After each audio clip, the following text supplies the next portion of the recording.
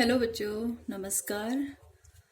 आज हम ज्ञान पाठ्यक्रम में जो हमारा टॉपिक चल रहा था विद्यालय प्रशासन संगठन निरीक्षण वाला टॉपिक कंप्लीट हो गया।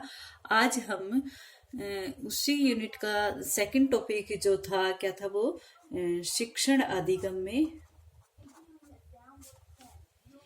शिक्षण एवं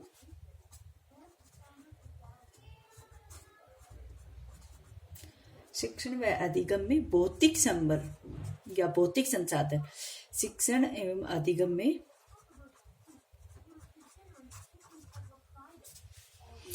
भौतिक संसाधनों की भूमिका या भौतिक संबल बोलते हैं जिसको, संसाधनों की भूमिका वाला टॉपिक करेंगे। भौतिक संसाधनों की भूमिका जिसमें आपका क्या क्या जैसे कक्षा कक्ष बैठक व्यवस्था आ जाती है, पुस्तकालय आ जाता है, प्रयोगशाला आ जाता है, खेल का मैदान आ जाता है, कैंटीन इत्यादि, ये सारी बातें इसके अंतर्गत आ जाते हैं। भौतिक संसाधन क्या होता है, आप जैसे संसाधन क्या होता है,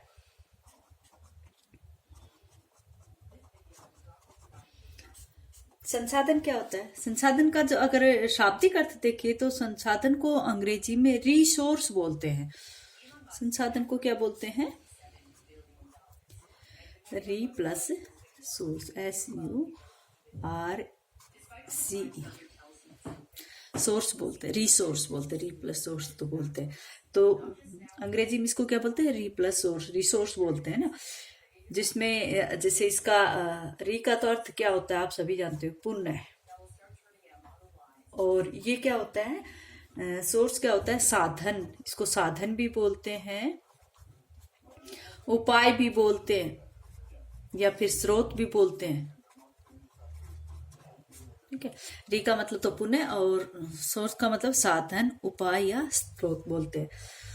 तो जो वस्तु यहाँ पर री का मतलब यहाँ पर क्या, इसको अगर हम शाब्दिक अर्थ में देखें तो ये कहेंगे कि जो वस्तु मानव को बार बार सहायता प्रदान करती है, जो वस्तु मानव को पुनः का मतलब बार बार दोबारा से पुनः सहायता प्रदान करती है, उसे हम क्या कहेंगे? सहायता पहुंचाती, उसे हम संसाधन कहेंगे।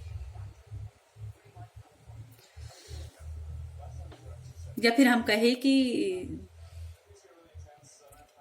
क्या कहते हैं कि जो वस्तु मानव को बार बार सहायता पहुंचाती, बार बार सहायता पहुंचाए, वो क्या होती है? रिसोर्स होती है। या फिर हम कहें कि जिस पर मानव को विश्वास होता है। क्यों होता है विश्वास? क्योंकि वो उसकी आवश्यकताओं की पूर्ति करता है, इसलिए संसाधन कहलाता है। जिसमें मानव को विश्वास हो,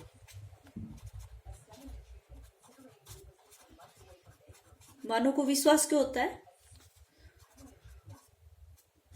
क्योंकि वह उसकी आवश्यकताओं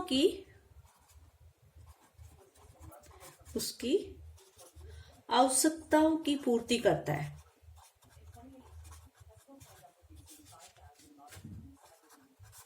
आवश्यकताओं की पूर्ति करता है, उसे क्या कहते हैं? उसे संसाधन कहते हैं। भाई जो बार बार सहायता पहुंचाए, या फिर कहे कि मानव को जिस पर विश्वास हो, ये अलग शब्द है भाई, विश्वास हो, मानव को विश्वास हो, क्योंकि वह उसकी आवश्यकताओं की पूर्ति करता है, इसलिए मनुष्य को उसके ऊपर विश्वास होता है और उसी चीज को हम संसाधन कहते हैं। तो जो मनुष्य को विश्वास में और उसकी आवश्यकताओं की पूर्ति हो, उसको हम कहेंगे कि इसलिए हम उसको ये कह सकते हैं कि जो संसाधन है वो ऐसा पदार्थ है जिस पर मानव अपनी आवश्यकताओं की संतुष्टि के लिए निर्भर रहता है। ठीक है, अपनी आवश्यकताओं की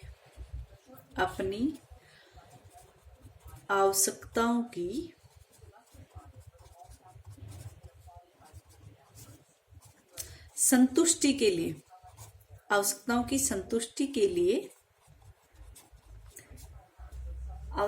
संतुष्टि के लिए निर्भर रहे। ये संतुष्टि है बेटा, के लिए निर्भर रहता है, निर्भर रहे, उसे संसाधन कहते हैं। ठीक है, मनुष्य अपनी आवश्यकताओं की संतुष्टि के लिए जिसके ऊपर निर्भर रहता है उसे हम संसाधन कहेंगे।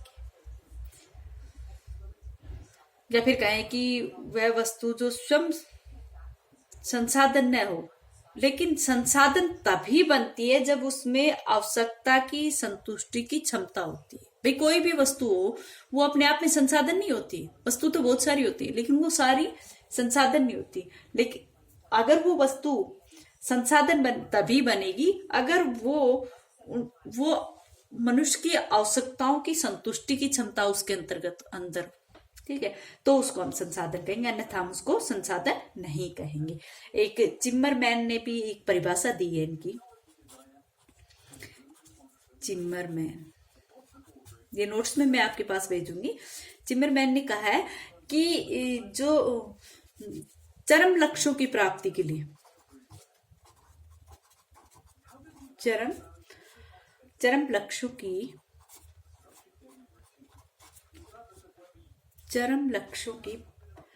प्राप्ति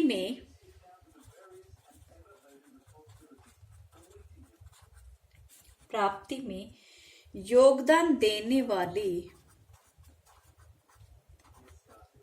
वाले साधन या साधनों को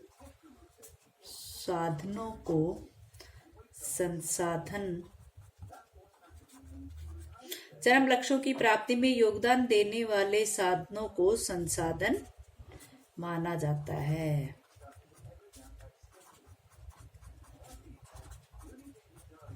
यानी कि साधन तो, वस्तुएं तो बहुत सारी होती है, लेकिन जो उन चरम लक्ष्यों की जो हमारे लक्ष्य निर्धारित किए गए, उन लक्ष्यों की प्राप्ति में अगर वो सहयोग देते हैं तो हम उसको संसाधन मानेगा, अन्यथा नहीं। उनके साथ ये भी बात आती है कि कोई भी वस्तु जो है वो संसाधन तभी बनती है जब वो देश काल के अनुसार मानव को लाभ पहुंचाती है। समझ गए बेटे? यानी कि जो देश काल के साथ मनुष्य को लाभ पहुंचाती है, उसकी आवश्यकताओं की संतुष्टि करता है, तो उसको हम संसाधन कहेंगे। और मानव जीवन जो है वो हमेशा ऐसे ही संसाधनों पर निर्भर रहता है। किंतु जो वर्तमान युग में जो संसाधन जागरूकता में जो वृद्धि हुई है वो बहुत तीव्र गति से हुई है। मनुष्य अपनी सुविधा के लिए, अपनी आवश्यकताओं की पूर्ति के लिए बहुत सारे संसाधनों का विकास कर रहा है। तो वर्तमान समय में तो इन चीजों के पीछे बहुत अधिक प्रगति हुई है, लेकिन जो संसाधनों जो है, जो मेन संसाधन जो है उनको हम दो पार्टों में ही बांट सकते हैं।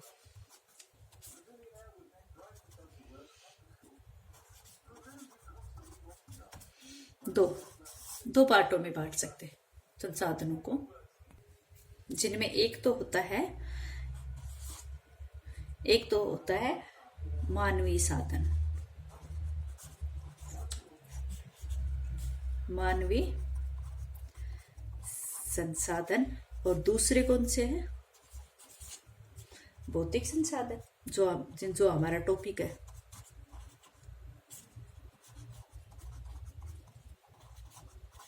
एक तो मानवीय संसाधन होता है, मानव के रूप में जिनमें संसाधन होता है, और दूसरा होता है भौतिक संसाधन। तो यहाँ पर हमारा जो टॉपिक है वो भौतिक संसाधनों के ऊपर है।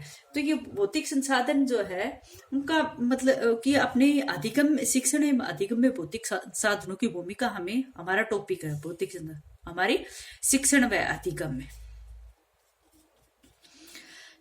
अधिगम में इनका क्या रोल है, क्या भूमिका है, वो देखना है हमें। तो जो शिक्षण व अधिगम में अगर हम भौतिक संसाधनों को देखेंगे तो हमारे विद्यालय के जो भौतिक साधन है उनको हम लेंगे। विद्यालय में जो भी भौतिक साधन है जिनके माध्यम से हम अपने उद्देश्यों की प्राप्ति करते हैं, पाठ्यक्रम को समझ पाते हैं, अपने अन्य आवश्यकताओं की पूर्ति करते हैं, जो शिक्षण से संबंधित जो हमारी आवश्यकताएं हैं या फिर जो हमारे परिवर्तन है, जो शिक्षण उद्देश्य है, उनकी प्राप्ति के लिए हम इन संसाधनों का प्रयोग किस तरह से करते हैं। तो विद्यालय में के जो भौतिक साधन है उनमें जैसे आ जाता है स्कूल का भवन। विद्यालय के भौतिक संसाधनों में क्या क्या जाता है? एक तो आता है स्कूल भवन, स्कूल का भवन। दूसरा आ जाता है जैसे सामान आता है स्कूल में, जो भी फर्नीचर का है इलेक्ट्रॉनिक सामान है या फिर कोई उससे संबंधित अन्य सामान है, अन्य सामग्री, वो सब किस में आती है? वो सब भौतिक संसाधनों में आते हैं।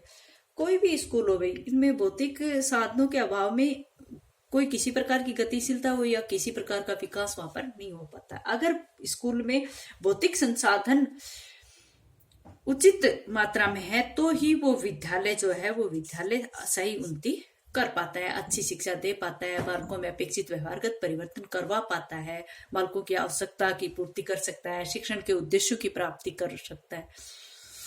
तो इस प्रकार से भौतिक संसाधन है वो हमारे विद्यालय में इस तरह से पाए जाते हैं। ठीक है, आगे कल करवाएं।